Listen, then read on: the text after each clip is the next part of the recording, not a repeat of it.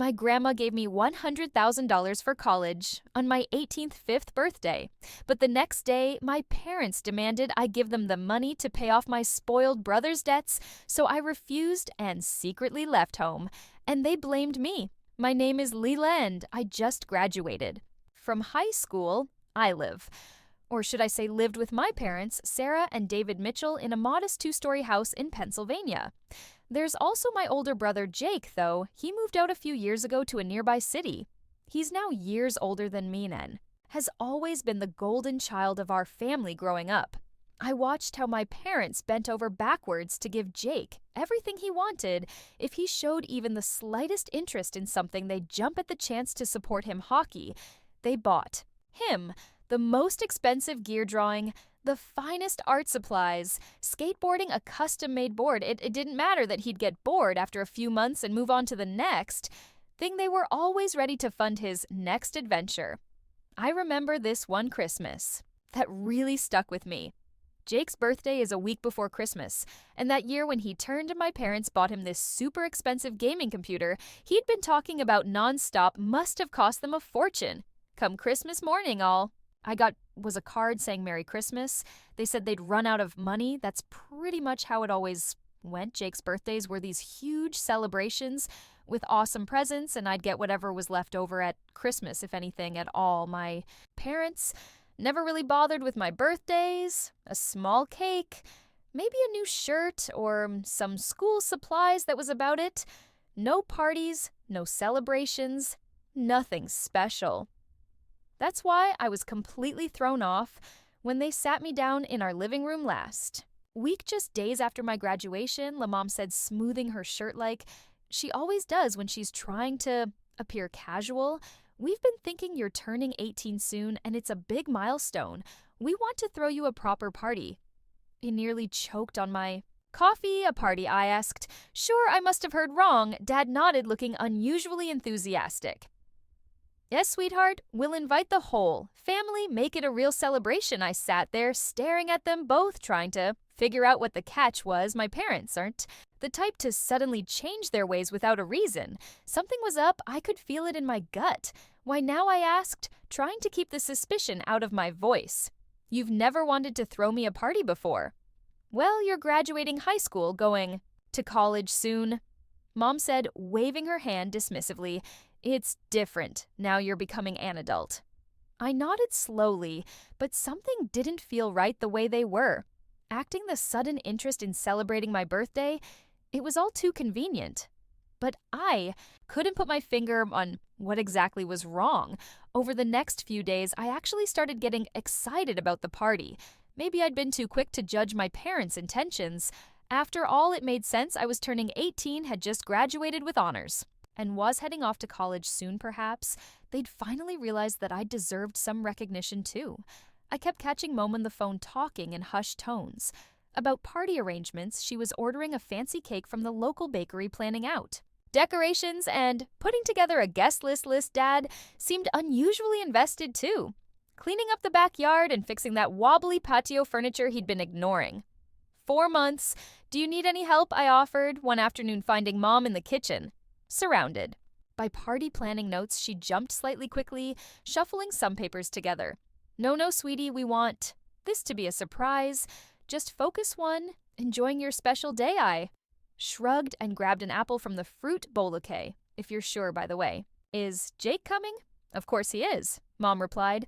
But something in her voice sounded off. He wouldn't miss his little sister's big day. I wanted to believe her, but Jake hadn't returned any of my texts in the past week. Typical Jake, really always too busy with his own life to care about anyone else's 2 days before the party. I was heading downstairs to get a glass of water when I heard my parents talking in the kitchen. I normally wouldn't eavesdrop, but something in Dad's tone made me pause at the top of the stairs. David, are you sure everything will be perfect? Mom's voice was tense. Your mother is very particular about these things. If Ro's grandma Eleanor was coming, she lived in Massachusetts and rarely visited us. The last time I'd seen her was almost 2 years ago. Sarah, we have to make this work, Dad replied urgently. Mom needs to see that we're making an effort. With LA, you know how she gets about how we treat the kids.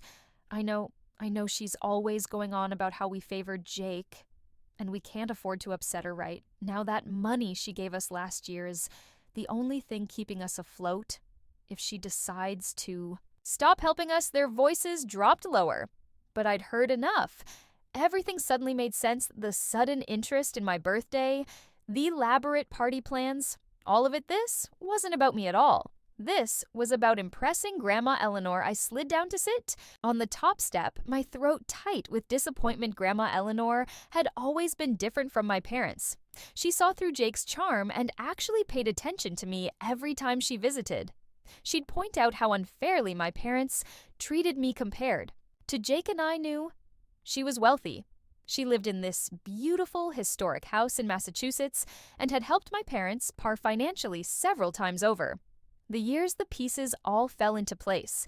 My parents weren't throwing this party to celebrate my achievements or to make up for years of neglect. They were doing it to put on a show for Grandma Eleanor, to convince her they were good parents, who treated both their children equally.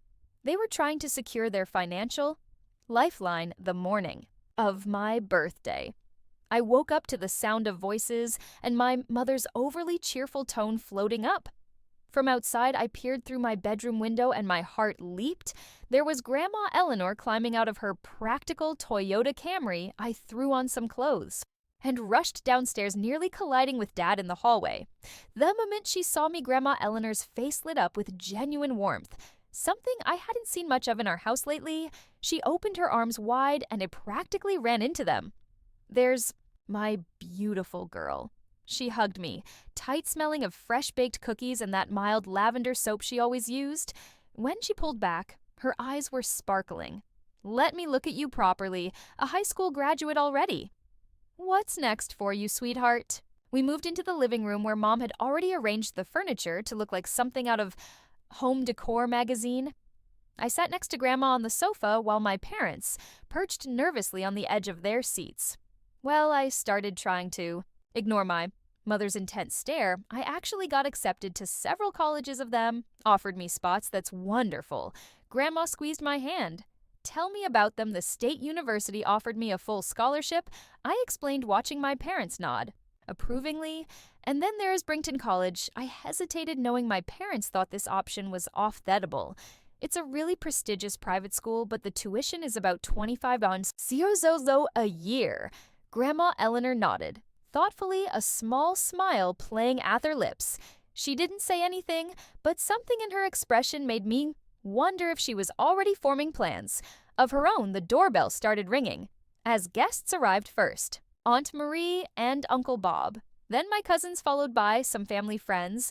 Mom rushed around playing the perfect hostess, while Dad manned the grill in the backyard. But there was one person notably absent. Jake. I tried calling him times, but each time went straight to voicemail. I asked my mom about him, and she replied he was busy with his auto parts company, but would definitely find time to congratulate me later. The party was in full swing by mid-afternoon. The backyard was filled with a chatter of relatives, family, friends, and the smell of grilled food. I tried to enjoy myself, but I couldn't shake the weird vibe coming from my parents. They kept hovering around Grandma Eleanor like anxious satellites, making sure her glass was always full and her plate never empty. I was just finishing a piece of birthday cake when Grandma Eleanor suddenly stood up, tapping her fork against her glass. The chatter died down as everyone turned to look at her. "I'd like to say something," she announced, her voice carrying. "Across the yard today, we're celebrating not just Lila's 18th birthday, but also her acceptance into college." She smiled warmly at me. "LA, honey, I've watched you grow up into an incredible young woman. Unlike some people," she paused meaningfully, "you've always worked hard and never taken anything for granted." My parents shifted uncomfortably in their chairs. I could see Mom's fingers nervously shredding a paper napkin. "When you told me about your acceptance to Brington College," Grandma continued, "I could see how much you wanted to go there, even though you thought it was out of reach." She reached into her purse and pulled out an envelope. "That's why I've decided to give you a special gift." She walked over and handed me the envelope. My hands were shaking as I opened it. Inside was a check. When I saw the amount, I thought I was seeing things wrong. I blinked and looked again, $100 Grandma announced to the crowd enough to cover your tuition at Brington College. The silence lasted for about 3 seconds before erupting into chaos. Ed-Marie let out a gasp that could have sucked in half the oxygen in the yard. Uncle Bob started clapping, and soon everyone joined in. My cousins were whooping and cheering. I just sat there, staring at the check through tears that wouldn't stop falling. This wasn't just money, it was freedom, opportunity, a chance to go to my dream school without drowning in debt. Grandma, I choked out standing up to hug her. I can't believe, thank you so much. From the corner of my I could see my parents. They weren't clapping. Mom's face had gone pale, and Dad looked like he'd been hit with abric. They were whispering to each other, their heads close together occasionally, shooting glances at the check in my hands I spent most of the evening talking with Grandma Eleanor. She told me stories about her college days and gave me advice about living on campus. It felt like the first time someone in my family was actually excited about my future. The guests gradually filtered out as evening fell, leaving behind empty plates and half-full cups. Grandma Eleanor decided to spend the night, saying she was too tired to drive home. I helped her set up in our guest room, grateful for a few more hours with her the next morning after. A quick breakfast, Grandma hugged me tight and headed home. Promising to call soon to help me plan for college, I watched her car disappear down the street, still hardly believing what had happened. It wasn't until that evening that Jake finally showed. Up he walked in without knocking, looking like he'd been sucking on lemons. His expensive designer clothes were wrinkled and dark circles shadowed his eyes. "Happy birthday, sis," he mumbled. Not quite meeting my eyes, no hug, no card, not even a token gift. He headed straight for the kitchen, where our parents were leaving me standing in the hallway.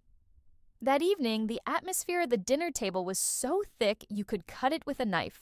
Jake sat across from, slouched in his chair and playing with his phone. Dad cleared his throat several times before finally speaking. "La honey, we need to have a serious family discussion." He began setting down. His fourth-year brother's been going through a difficult time. His auto parts business. Well, things haven't been going as planned. Jake suddenly looked up from his phone, his face drawn. "The banks are breathing down my neck," he muttered. "I took out some loans to expand the business, but the market crashed and now they want their money back."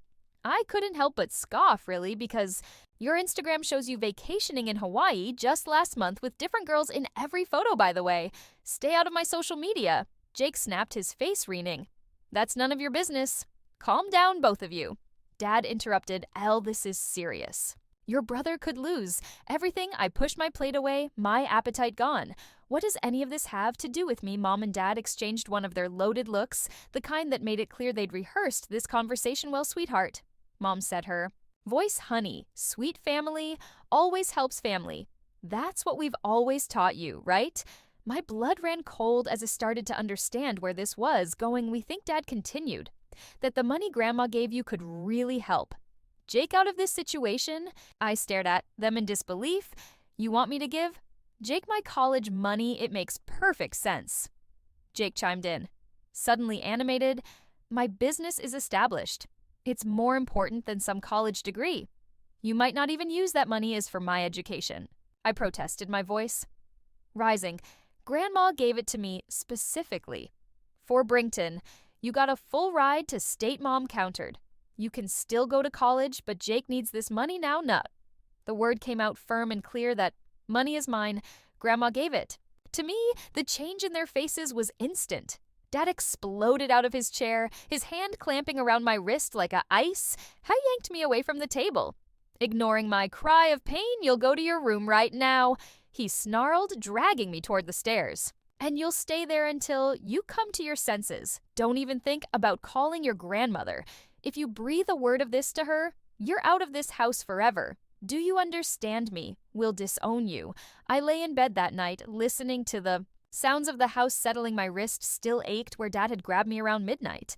I heard my parents and Jake talking in low, angry voices downstairs, but I couldn't make out the words. Eventually, the house fell silent by 5. In the morning, I'd made up my mind. I pulled my backpack from under the bed and started packing. Documents, first birth certificate, social security card, high school diploma, my laptop went in next. Then some clothes and toiletries. I checked my wallet. I had about $300 saved up for my part-time job. At the library, the check from Grandma was safely tucked into a book I kept on my nightstand. I added it to my documents, double-checking that everything important was secure, moving like a ghost. I crept down the stairs. Avoiding the third step that always creaked, the house was dark and quiet. Except for Dad snoring from the master bedroom, I grabbed my phone charger from the living room and some granola. Bars from the kitchen, the morning air was cool as I slipped out the back door. I didn't look back at the train station. My phone started buzzing. Mom's face flashed on the screen. I declined the call. Then one from Jake declined. Dad declined. Messages started flooding in. Where are you? Come home right now. You're being ridiculous. Think about your brother. If you don't come back immediately, you'll regret it. I turned off notifications and bought a ticket to Massachusetts. The train wouldn't leave for another hour, so I sat in the station cafe, my backpack clutched tight against my chest, jumping at every sound. It was late afternoon when I finally reached Grandma Eleanor's house. She opened the door and her eyes went wide with surprise. What on earth?" she ushered me inside. "Your father called me this morning. He said you'd run off with some boy that you were planning to waste the college money on parties. And that's a lie." The words burst out of me. They wanted me to give the money to Jake. His business is failing, and they tried to force me to give him my college fund when I refused. Dad, I touched my wrist where the bruises were forming. They locked me in my room and threatened to disown me. If I told you, Grandma's face went from concern to thunderous without a word. She pulled out her phone and dialed Dad's number, putting it on speaker. "David, yes, Lila's here. Oh, thank God." Dad's voice crackled through the speaker. "Mom, she's been acting out, making up stories." "Save it. Grandma cut him off. She told me everything. About Jake's failing business, about you trying to steal her college fund, about you threatening her mom. She's lying. She's just being dramatic," I said. "Save it." Grandma's voice could have frozen fire. "I've watched for years as you favored. Jake as you spoiled. Him rotten while neglecting. Ella, I've helped you financially time and time again, hoping you'd change. Well, I'm done from this moment. You can consider my financial support ended, and I'll be calling my lawyer tomorrow to update my will, you and Jake. Won't be seeing a penny." She hung up, then turned to me, her face softening.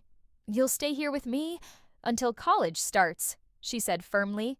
"And don't worry about a thing. Living with Grandma Eleanor was like stepping into a different world every morning. I'd wake up to the smell of coffee and whatever. She was baking. Her specialty was apple pie, but she made amazing blueberry muffins too. I helped around the house, doing the cleaning and laundry. It wasn't because she asked me to. I wanted to contribute somehow. We fell into an easy rhythm together, sharing meals, watching old movies, and talking about everything and nothing. My phone kept buzzing with messages and calls. Mom, Dad, and Jake tried every platform they could think of. Phone calls, texts, Facebook, Instagram even. LinkedIn, their messages ranged from guilt-tripping to angry to manipulative. I ignored them. All the summer passed. Quietly, finally, August arrived, and it was time for me to start at Brington. Grandma helped me move into my dorm room, making my bed with fresh sheets and arranging my things, just so my roommate Sarah seemed nice. And for the first time in my life, I felt truly excited about my future. The one stone month of college was a whirlwind of new experiences. Classes were challenging but fascinating. Was making friends, and I'd even joined the campus newspaper for once. I wasn't living in Jake's shadow. I was just finding my own path. Then, one Tuesday, my resident advisor knocked on my door. "Your parents are here. They're waiting at the campus." Coffee shop, my stomach dropped. But I knew this confrontation was inevitable. I found them sitting at a corner table, both looking somewhat deflated compared to the last time I'd seen them. Ella Mom reached for my hand, but I kept them firmly in my lap. "You look good. What do you want?" I asked, getting straight to the point. Dad shifted uncomfortably. We wanted to apologize. We were wrong to try to take your college money. We were wrong to threaten you. We were wrong about a lot of things. I waited knowing there was more. There always was with them. We were hoping, Dad continued, his voice carefully measured, that maybe you could talk to your grandmother about her will we not and asking for your money anymore. But no, I said, simply, if you want to fix things with Grandma, you'll have to talk to her. Yourselves, I'm not getting involved. They exchanged frustrated looks. Ella, be reasonable, Dad started. I am being reasonable.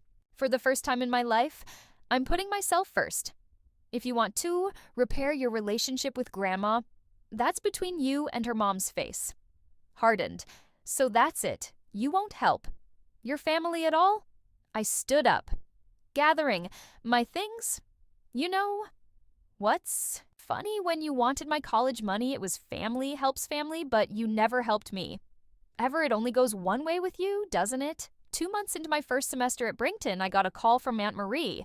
I almost didn't answer. She'd always been closer to Mom's side of things. But something made me pick up. Lorraine, you sitting down? Her voice washushed like she was sharing state secrets. I thought you should know what's happening back home. Jake's business, it's completely gone under. He owes the Banks of Wome, 0-0. He's moved back in with your parents. I let that sink in. The mighty Jake, who'd always looked down on my modest college plans, was back in his childhood bedroom, your parents. Aunt Marie continued, they're spending their retirement savings to help him. With the debts, they're talking about taking out a second mortgage on the house later that same week. Grandma called. I had some visitors today, she said, and I could hear the weariness in her voice. Your parents showed up on my doorstep. They were begging me to help with Jake's debts. Said they were going to lose everything. She paused. I told them no. Said they needed to handle this situation themselves for once. How did they take it about as well as you'd expect? Your mother cried. Your father got angry.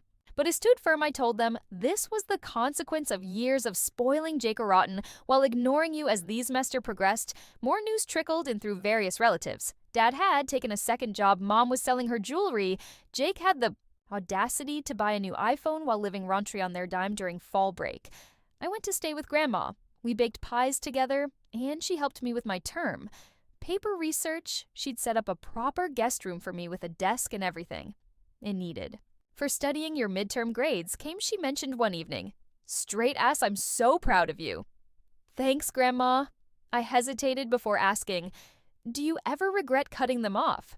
She sat down, her knitting, and looked at me seriously. Not for a second, sometimes. The kindest thing you can do for people is let them face the consequences of their actions. She was right. Of course, every time I heard about my family's financial struggles, a small part of me felt guilty, but then I'd remember all the years of favoritism. The Christmases with just a card while Jake got expensive gifts. All the times they dismissed my achievements while celebrating Jake's smallest accomplishments. Now I was thriving at Brington, making friends, earning top grades, and planning for a future. I had chosen, meanwhile, they were dealing with the consequences of their choices. It wasn't my job to fix their mistakes. It never had been the last I heard Jake was talking about some new business idea he had, and my parents were still somehow trying to find ways to fund it. Some patterns are hard to break, I guess. But I'd broken free of those patterns thanks to Grandma's gift and her belief in me.